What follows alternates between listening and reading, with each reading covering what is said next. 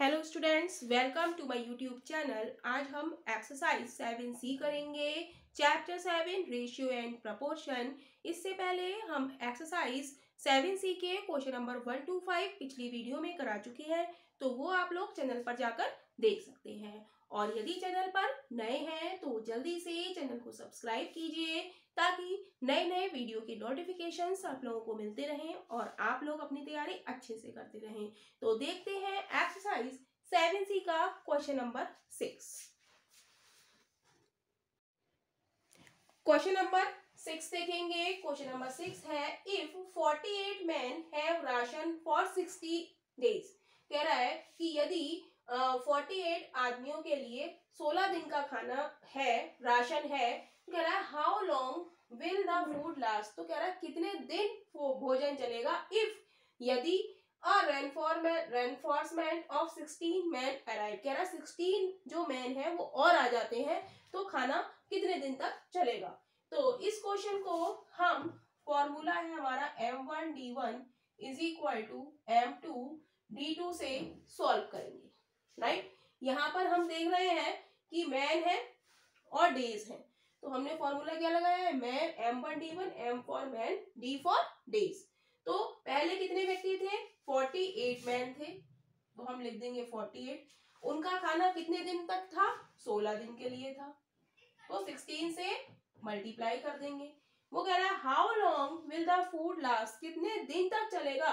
कह रहा है कि यदि 16 व्यक्ति और आ जाए, तो पहले कितने लोग थे हमारे, पहले हमारे थे 48 और आ कितने गए, 16 और आ गए, तो इनको हम ऐड कर लेंगे।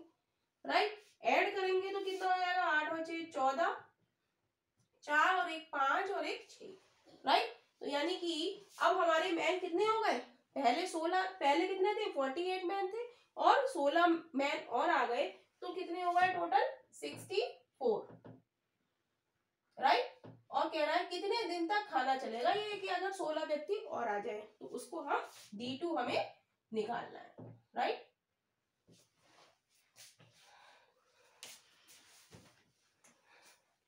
तो D2 हम कैसे निकालेंगे, D2 निकालने के लिए हमें D2 के साथ जो लिखा है उसे हटाना पड़ेगा, तो हम लिखेंगे 48 क्रॉस 16।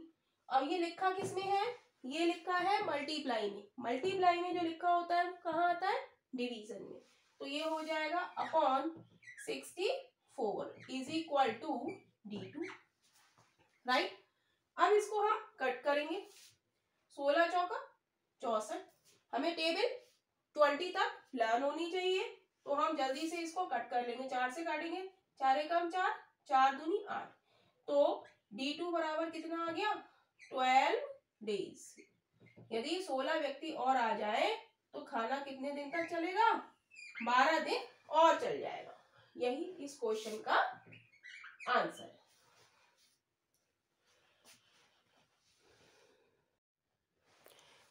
क्वेश्चन नंबर 7 देखेंगे। क्वेश्चन नंबर 7 है, how long will 50 men take to do the same job 40 men do in 25 days। तो ये क्वेश्चन हमें इनवर्स फॉर्म में दिया गया है, तो इसको हम थोड़ा अलग तरीके से करेंगे। जैसे हमसे अगर क्वेश्चन में वो कहता कि 40 मैन एक आदमी एक काम को 25 डेज में करते हैं, तो बताइए कि 50 मैन कितने दिन में करेंगे। और यहाँ पर उल्टा उसने पूछा है इनवर्स कि how long will 50 man take do the same job. 50 आदमी कितने दिनों में काम करेंगे यदि 40 आदमी 25 दिन में काम करते हैं।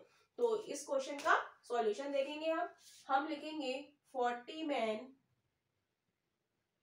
Can do work in 25 days।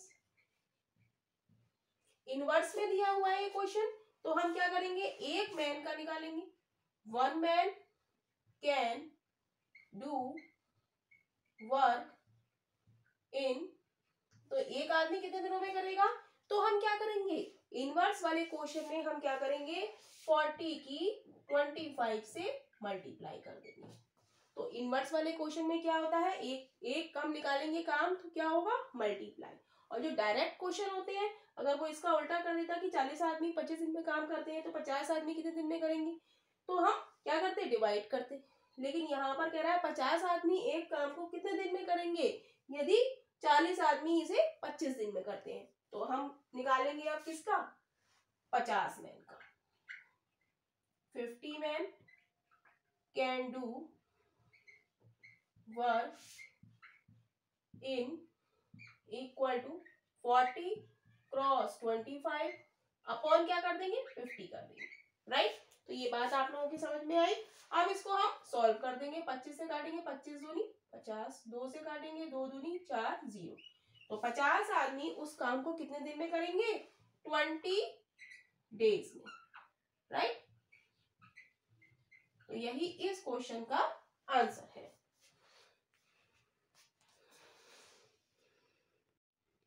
Question number 8 देखेंगे। क्वेश्चन नंबर 8 है, if 10 kg of mangoes cost ₹550, how much will be 27 kg cost?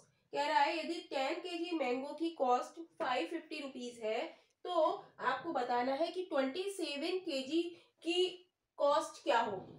फिर नेक्स्ट क्वेश्चन वो पूछ रहा है, how many mangoes can be bought for 1925 rupees. तो कह रहा है कितने मैंगो खरीदे जा सकते हैं 1925 रुपीज में। तो हम लिखेंगे कॉस्ट ऑफ, सॉल्यूशन लिखेंगे कॉस्ट ऑफ 10 kg मैंगोज कितनी है, ₹550, राइट। तो ये हमारा क्या है, डायरेक्ट क्वेश्चन दिया गया है कि हमसे कह रहा है कि 10 kg कॉस्ट कितनी है, तो हमें बतानी है 27 kg की कॉस्ट। तो हम किसकी निकालेंगे, कॉस्ट ऑफ 1 kg मैंगो कितनी हो जाएगी, 550 अपॉन 10, राइट। फिर वो पूछ रहा है कि 27 kg की क्या कॉस्ट होगी। तो हम लिखेंगे cost of 27 kg mangoes is equal to क्या हो जाएगा, 550 अपॉन 10, क्या करेंगे हम 27 से मल्टीप्लाई कर देंगे, राइट। अब इसको कट करेंगे, 0 से 0 जाएगा, तो क्या बचेगा 55 क्रॉस 27, तो मल्टीप्लाई कर लेंगे, 7 पंजे 35, 7 पंजे 35, 38, 2 पंजे 10, 2 पंजे 10 और 1 11, 5 8 4 1, कितना आ गया 1485, राइट। तो 27 kg मैंगोज की कॉस्ट क्या आ गई हमारी 1485 रुपीज। क्वेश्चन में कह रहा है कि how many mangoes can be bought in 1925 rupees. कह रहा है 1925 रुपीज में कितने मैंगो खरीदे जा सकते हैं। तो हम लिखेंगे in rupees 1485 we can bought mango, कितने केजी मैंगो हमने खरीदे थे 27 KG is equal to 27 KG, right. 1485 में हमने कितने मैंगो खरीदे थे 27 केजी। तो हम लिखेंगे in rupees 1 we can bought mango, ये हो जाएगा 27 अपॉन 1485, क्लियर। तो हमसे पूछा है 1925 में, तो हम लिखेंगे in rupees 1925 we can bought, ये आप लोग लिख लीजिए, we can bought mangoes is equal to 27 upon 1485, और ये क्या चला जाएगा 1925 मल्टीप्लाई में। अब इसको कट करेंगे, तो किससे काटेंगे 5 से काटेंगे, 5 दूनी 10, 5 अट्ठे 40, 5 नेम 45, 5 सत्ते 35, 5 से काटेंगे 5 तिया 15, 5 अट्ठे 40, 5 25, राइट। 3 से काटेंगे, 3 नेम 27, 3 नेम 27, 3 नेम 27, फिर 9 से काटेंगे, 9 एकम 9, 9 एकम 9, फिर 11 से काटेंगे, 11 तिया 33, 11 पंजे 55। तो कितने मैंगो खरीदे जा सकते हैं? 1925 रुपीज में 35 kg मैंगो खरीदे जा सकते हैं। तो यही हमारा इस क्वेश्चन का आंसर है।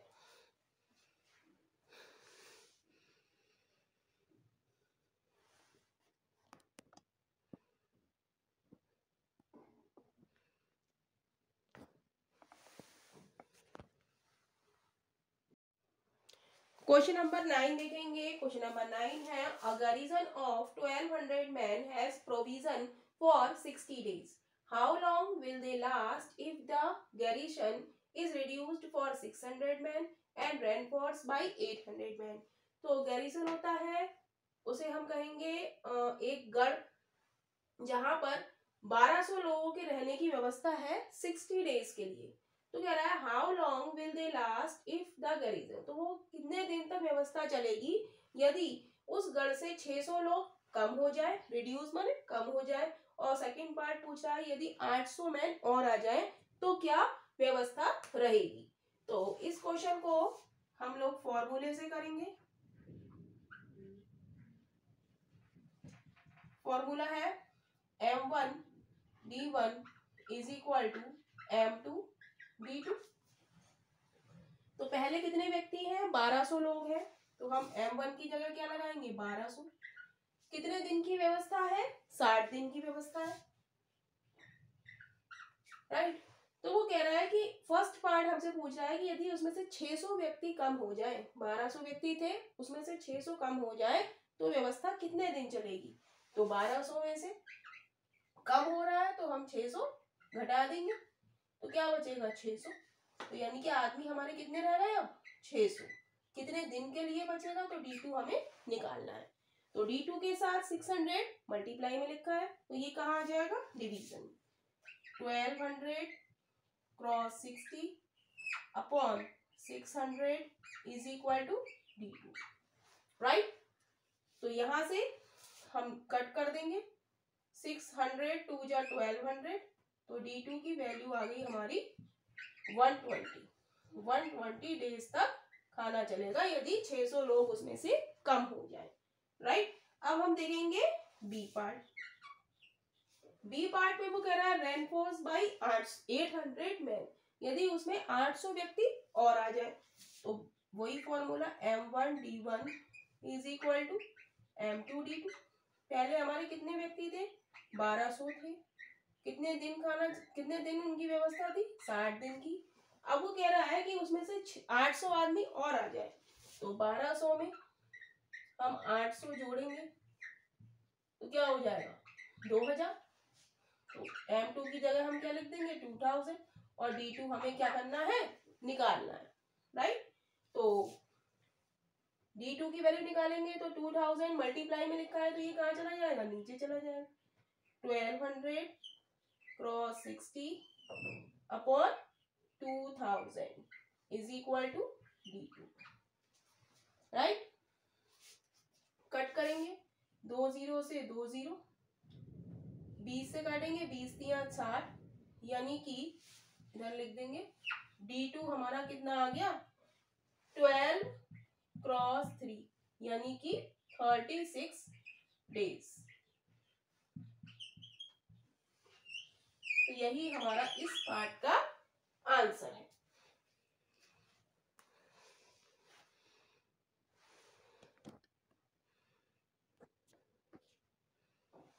राइट।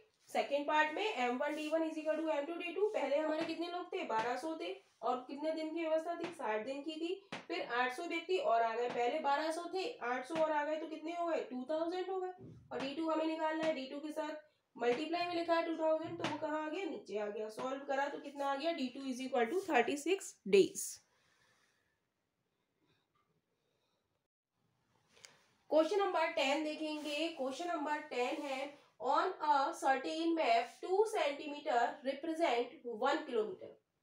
कह रहे हैं एक मैप है जिसमें 2 सेंटीमीटर क्या रिप्रेजेंट कर रहा है, 1 किलोमीटर को।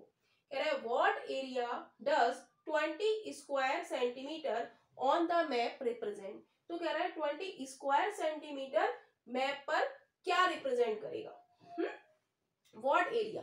तो यहाँ पर क्या दिया है, 2 सेंटीमीटर दिया है और हमसे क्या पूछा है, स्क्वायर सेंटीमीटर। तो हम लिखेंगे 2, सॉल्यूशन लिख देंगे, 2 सेंटीमीटर रिप्रेजेंट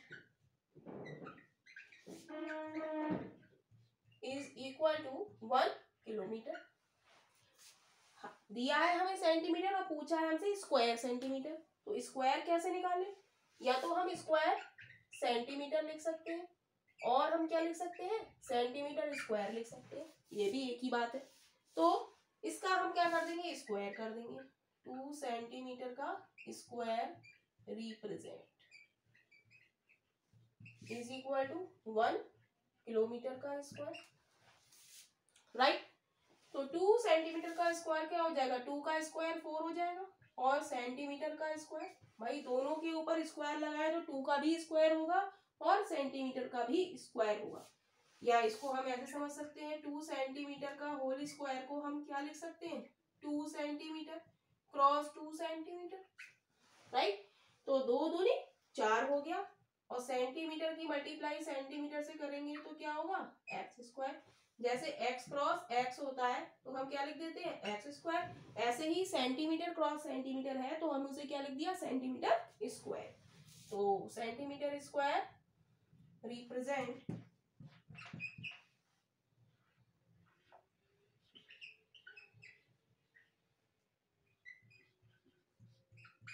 1 का स्क्वायर 1 और किलोमीटर स्क्वायर, राइट। तो 4 सेंटीमीटर स्क्वायर कर रहा है 1 किलोमीटर स्क्वायर को। तो हमसे पूछा है 20 का, तो हम पहले 1 का निकालेंगे। 1 सेंटीमीटर स्क्वायर रिप्रेजेंट, तो 1/4 हो जाएगा, राइट। और पूछा हमसे किसका है, 20 का। तो 20 centimetre square represent is equal to 1/4 cross 20। 4 से डिवाइड करेंगे, 4 5 जा 20 यानी कि 5। तो 20 सेंटीमीटर स्क्वायर क्या रिप्रेजेंट कर रहा है, 5 किलोमीटर। तो यही इस क्वेश्चन का आंसर है।